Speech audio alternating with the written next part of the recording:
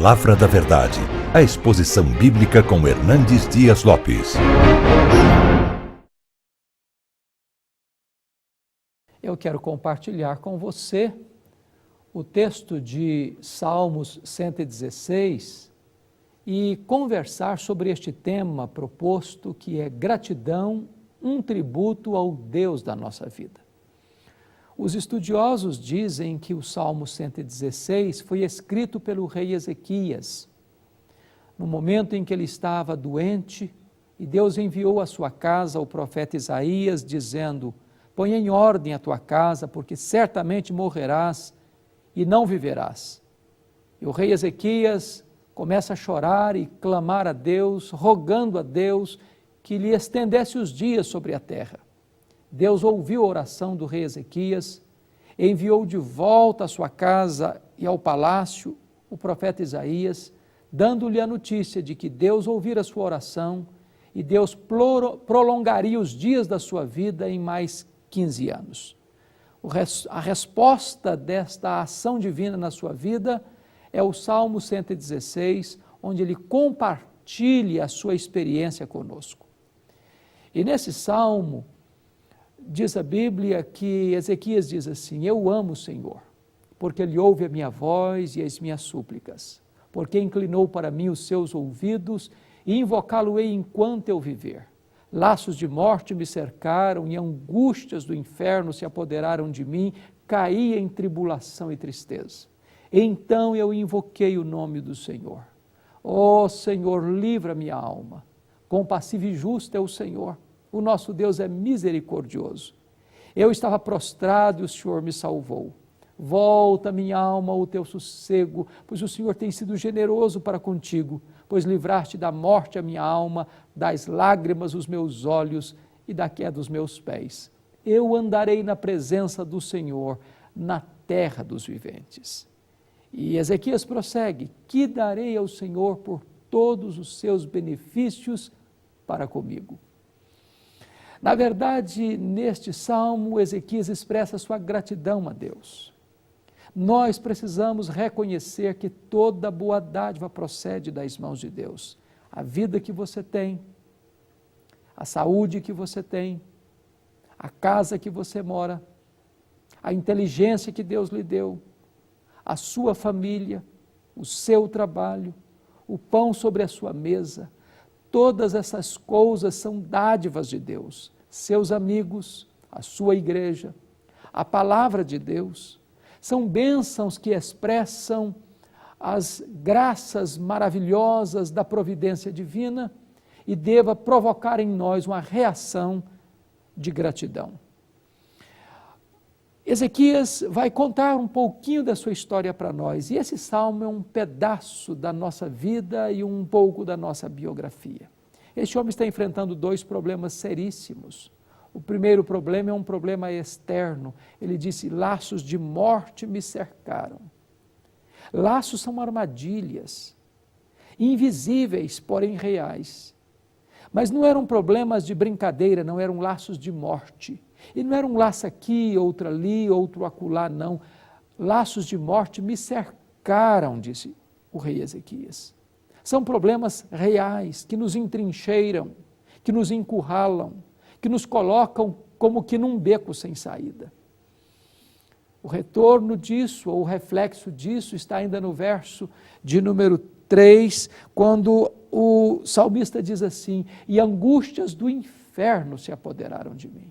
Eu sei que você sabe o que é angústia.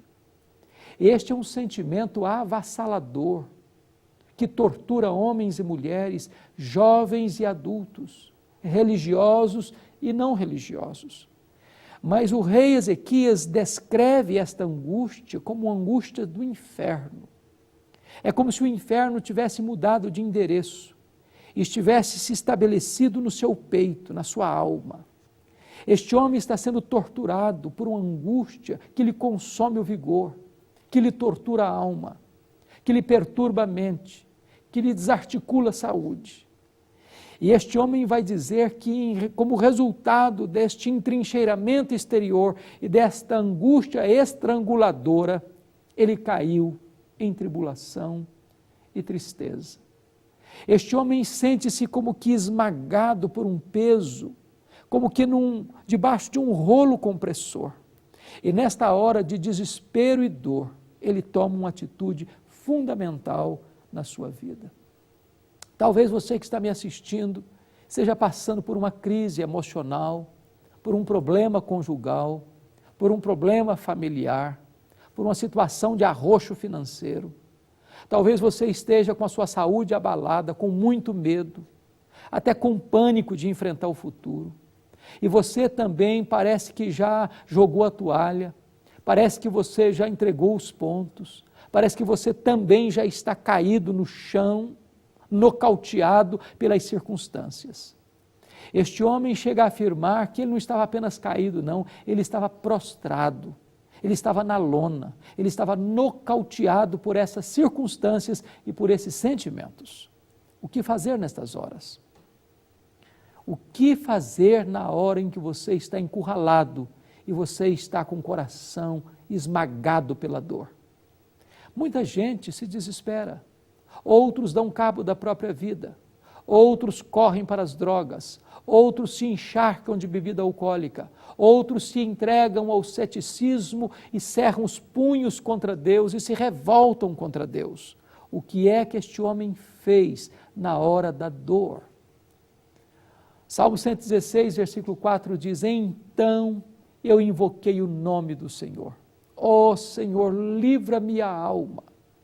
Quando este homem estava no fundo do poço, o único lugar que ele pôde olhar foi para cima, foi para o alto, foi para Deus. Ou você recorre a Deus, ou você entra em pânico. Ou você busca a Deus, ou você se desespera. Agora, o que é que aconteceu quando este homem buscou a presença de Deus? Ele diz: então eu invoquei o nome do Senhor e clamei: ó Senhor, livra-me a alma. E ele descobriu duas coisas. A primeira delas, ele descobriu quem é Deus. Ele diz: compassivo e justo é o Senhor. O nosso Deus é misericordioso. É muito importante você entender que Deus não é um ser distante. Deus não é um ser indiferente à sua dor. Ele não é um guarda cósmico que está pronto a castigar você ao sinal da sua primeira aflição. Ao contrário, este Deus pode até disciplinar você por amor, mas sobretudo este Deus é o Deus que ampara você, que socorre você, que levanta você, que dá uma chance a você, que estende a mão para você, que está pronto a amar você, a perdoar você, a restaurar a sua sorte. A primeira coisa que este homem entendeu é que Deus é compassivo, Deus sofre com a gente. Ele é misericordioso, Ele lança o seu coração na nossa miséria. Não há poço tão fundo que a graça de Deus não alcance você e que o amor de Deus não seja mais profundo. Talvez você está hoje numa vala, numa cova existencial, numa masmorra existencial, sem esperança nenhuma nas circunstâncias ou nas pessoas. Seus sentimentos já estão completamente abalados. Talvez você já esteja com o tanque vazio, sem qualquer energia para prosseguir. Busque a Deus, invoque a Deus, clame a Deus e você vai descobrir o caráter de Deus. Deus ama você, Deus se importa com você, Deus sofre com você, Deus é o Deus que lança o coração dele na sua miséria para socorrer você e abençoar você com toda sorte de bênção.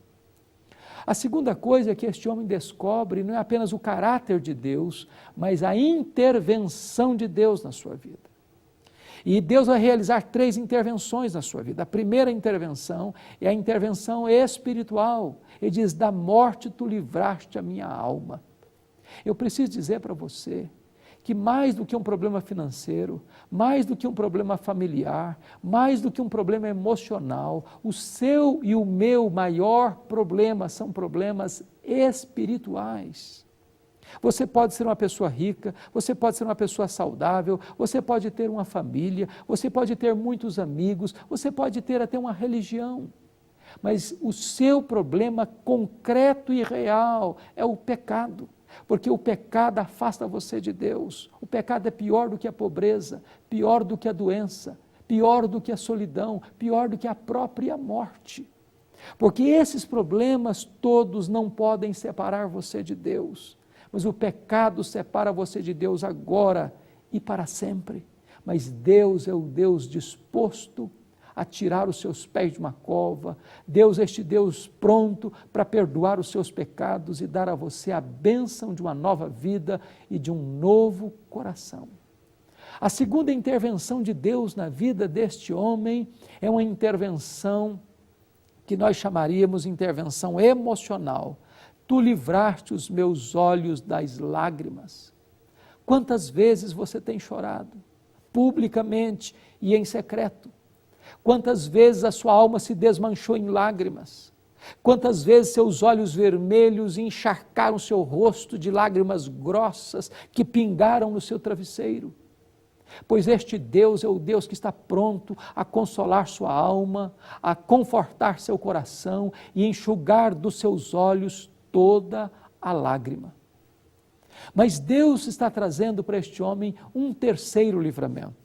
Livramento espiritual, livramento emocional e agora livramento moral. Ele diz, da queda livraste os meus pés.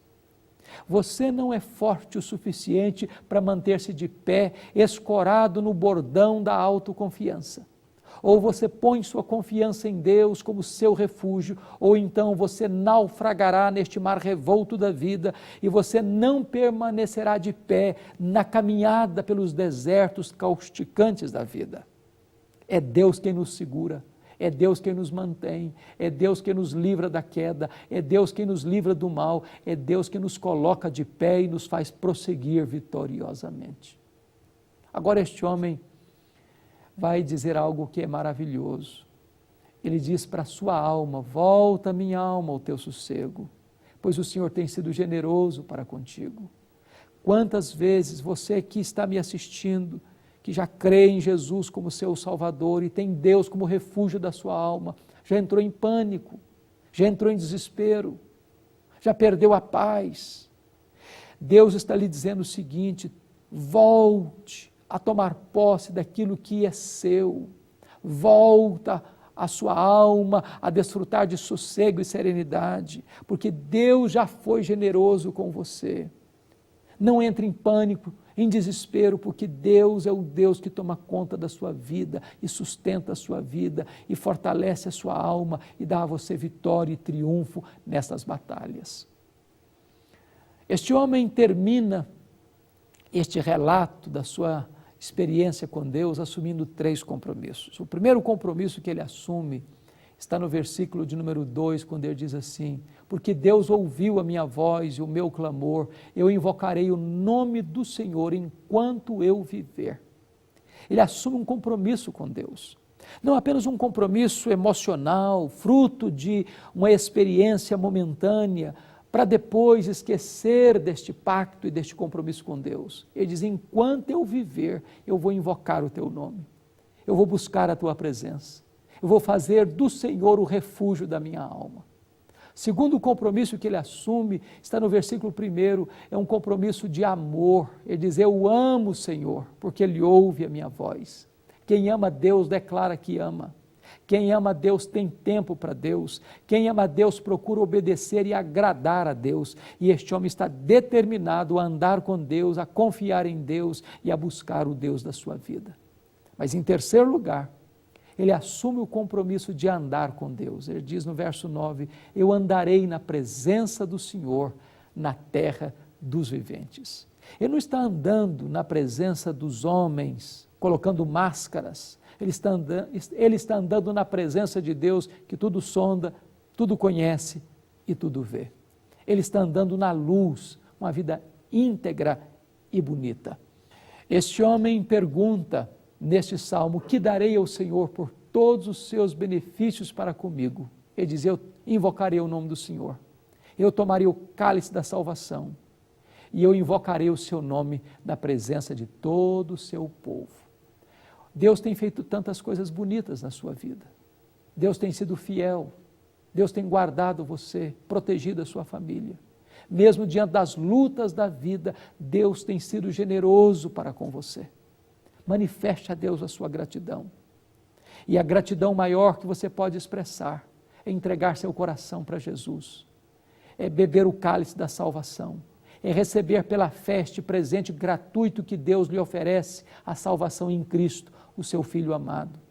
É que você, a partir de agora, comece a buscar a Deus e a invocar o nome de Deus e a andar na presença de Deus e viver para a glória de Deus. Que a sua vida seja um tributo de gratidão ao Deus da nossa vida. Que você possa viver de tal maneira que Deus seja glorificado no seu viver e as pessoas possam ver em você os sinais de um homem, de uma mulher, de um jovem, de uma criança, gratos a Deus por tudo aquilo que Deus fez na sua vida, na sua história e na sua família. Eu quero orar por você.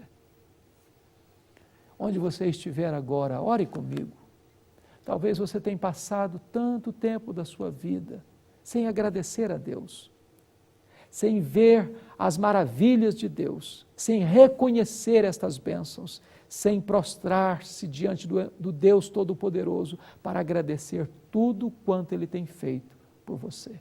Onde você está? Ore comigo neste momento. Deus, eu quero te dar graças, porque toda boa dádiva procede das tuas mãos. Eu quero te dar graças pela vida, pela família, pela salvação em Cristo Jesus. Eu quero te dar graças porque tu tens sido generoso para conosco.